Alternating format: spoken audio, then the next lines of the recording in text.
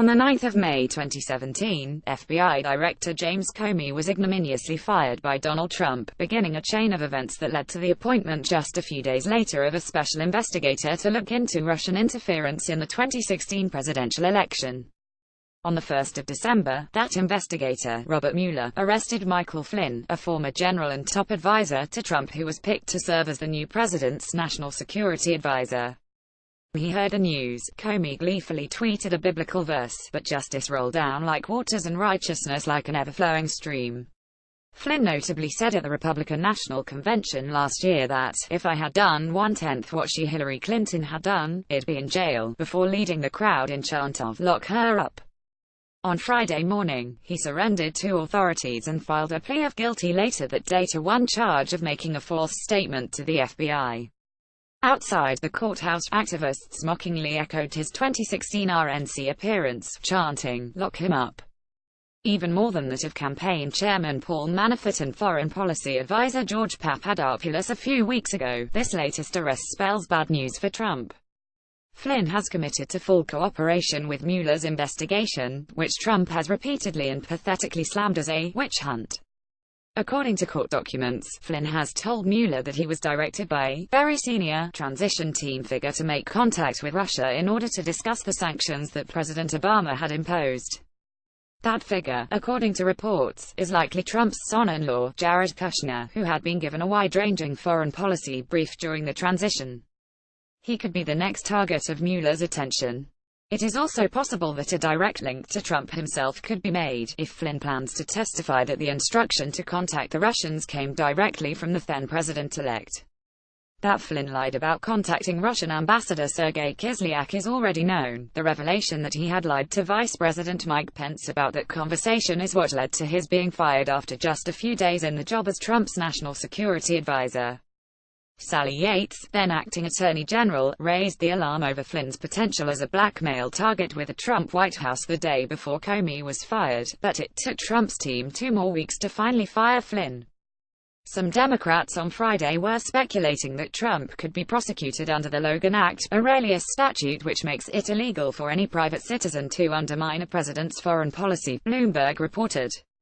The argument would then be that Trump, by contacting the Russians privately, undermined then-President Obama's policy of sanctions by secretly assuring the target that they would be lifted or eased once the new administration entered the White House.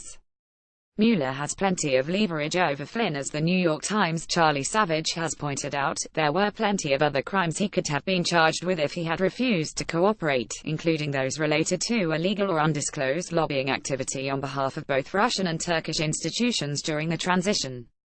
On top of that, notably left out of the arrests so far has been Flynn's son, Michael Jr., who served as his father's chief of staff, leading some to speculate that Flynn may have cooperated more readily in order to protect his son. It is still not known what the full extent of Flynn's cooperation means, and exactly what he has told Mueller, but his arrest means that the investigation has cracked Trump's inner circle. Trump is increasingly isolated in a shrinking circle of loyalists and family members. He reportedly told Coast Guard members last Thursday, during a Thanksgiving address, that, "You never know about an ally." Ally can turn, which many have taken to be a swipe at Flynn for cooperating with Mueller. Flynn, whom Trump hired over the advice of his predecessor, cannot be dismissed as a minor player in the campaign, and Trump will be fretting about what his cooperation might mean.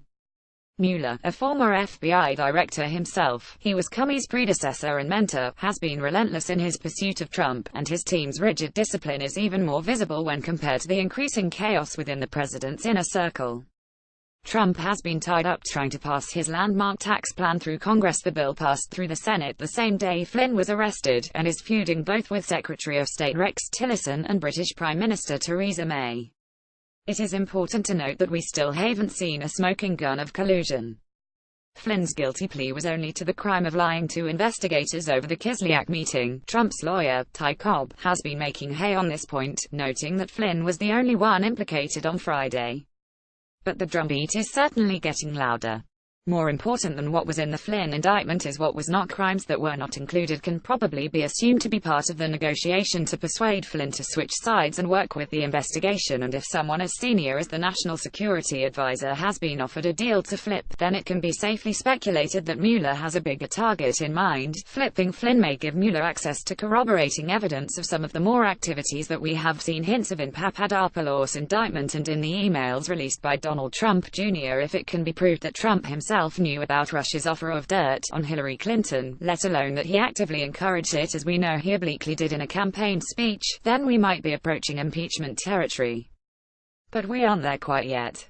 Nonetheless, the president will surely be feeling under pressure now. The closer Mueller gets, the fewer options are left to Trump, who may soon find himself with just two choices left: plead guilty, or plead incompetence.